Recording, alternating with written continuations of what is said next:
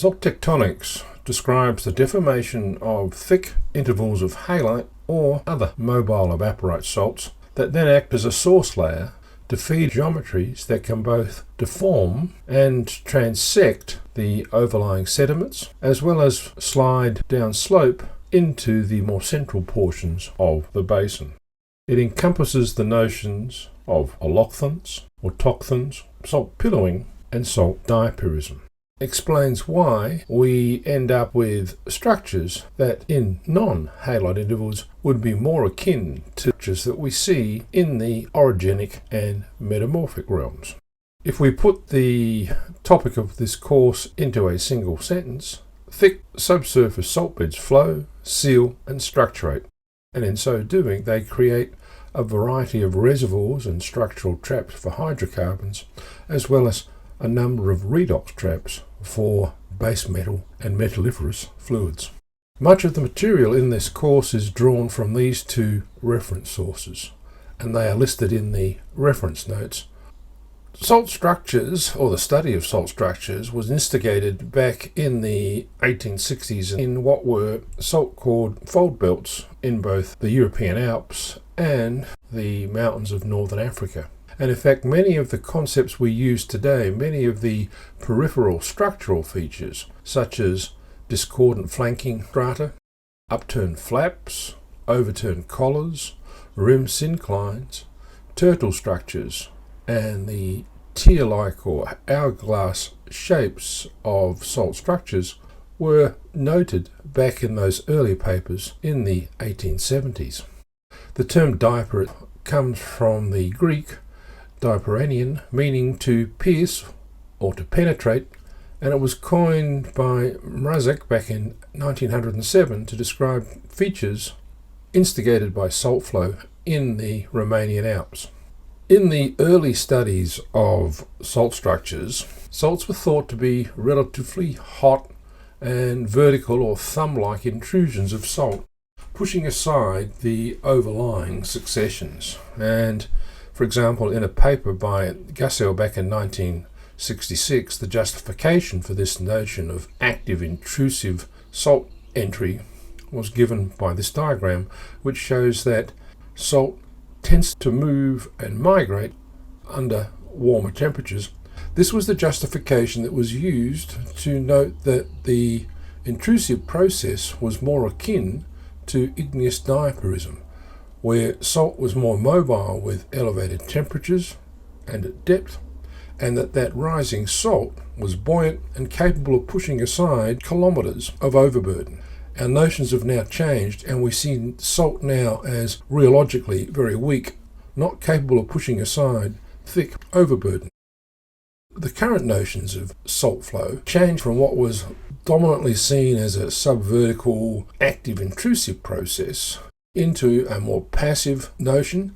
Now, this paradigm shift began in the 1970s. The initial work documenting this paradigm shift began in the Gulf of Mexico, but is now spread throughout most of the world's major salt basins. That has opened up a whole new set of exploration plays that are below salt holothons. And so here, for example, is the Sigsbee Escarpment at the foot of slope in the Gulf of Mexico. And we can see quite clearly that Jurassic salt is actually overlying and thrusting Pleistocene sediment. And we will come back to this sub-salt exploration later in the course.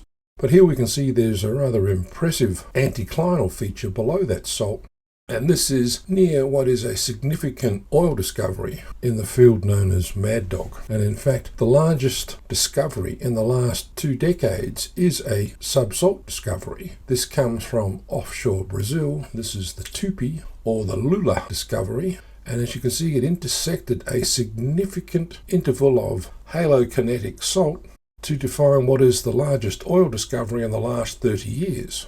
It was discovered back in 2006, and we can see that there is a succession of aptian salt overlying a reservoir section which is dominated by lacustrine carbonates. We can also see in this image that the salt is a dual nature. There appears to be a lower, more transparent interval, perhaps purer interval of salt, which is flowing up into a succession of salt structures.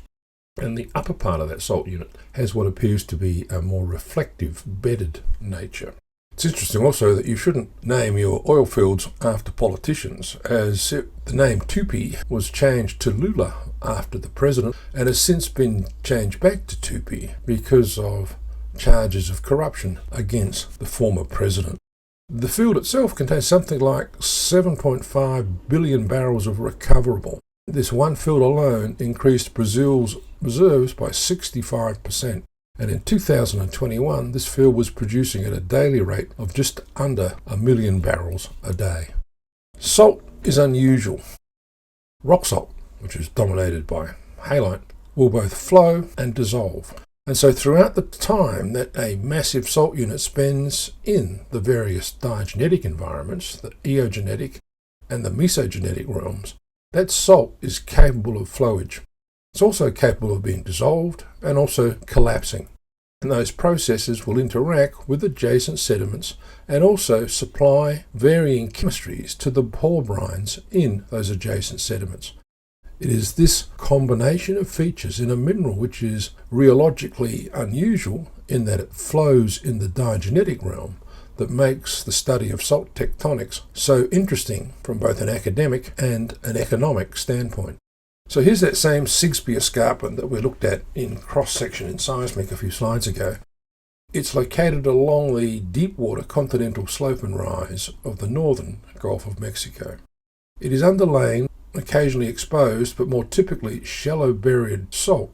And atop that salt mass, we can see a series of sediment-loaded mini-basins or depot pods. And it is the loading from those depot pods, those mini-basins, which is acting like a large set of thumbs, pushing down and driving further lateral movement of that salt.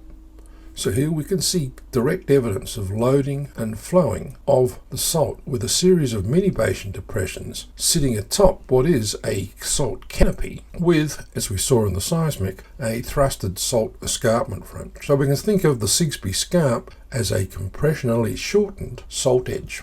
We can see how that flowing salt is interacting with seafloor sedimentation by looking at the trace of the submarine Bryant Canyon in the northern Gulf of Mexico, which flows down from the Mississippi region into the lower continental slope, and we can see that it actually breaches the Sigsbee escarpment to create the submarine fan, the Bryant fan. The canyon itself can be divided into two end members, those where the trace is rather indistinct versus those where the trace is quite obvious as a set of bowl-like depressions within the canyon. What we're seeing here is a differential response. In the zones of the mini-basins, the salt was thinned sufficiently so that it actually moved aside and the sediment touched down onto the base of the salt.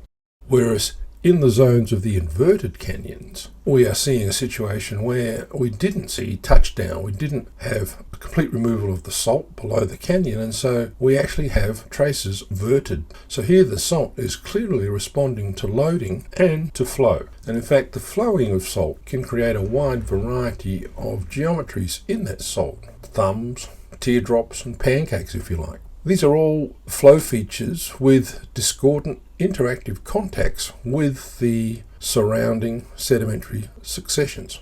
And all of these geometries, as we shall discuss in detail, are a response to the inherently weak nature of salt and its fluid-like response to the imposition of stress. Salt can still push aside a thin zone of overburden, but unlike former ideas of active intrusive of kilometres of overlying overburden, current definitions don't see salt as doing more than pushing aside thinned sediment veneers, and that salt responses, in effect, the responses to either extensional or compressional superimposed stress as we move what is a mobile component through sedimentary succession. In other words, we don't uncritically encompass notions of active piercement or the shouldering aside of thick kilometre scale overburden. And in fact, there are now models showing that salt, as it flows down into the basin, creates a series of extensional features in the upper portion of the salt, forming thin decollement and salt rollers with overlying salt rafts into a zone of contraction, separated by a zone of classic salt diapirism. And we can see that the salt is spreading out over multiple levels of the overlying succession as a series of salt tiers. And so we'll look at this variety of geometries that we see in the salt and how they are responses to ongoing changes in the stress regime in the margins of a sedimentary basin.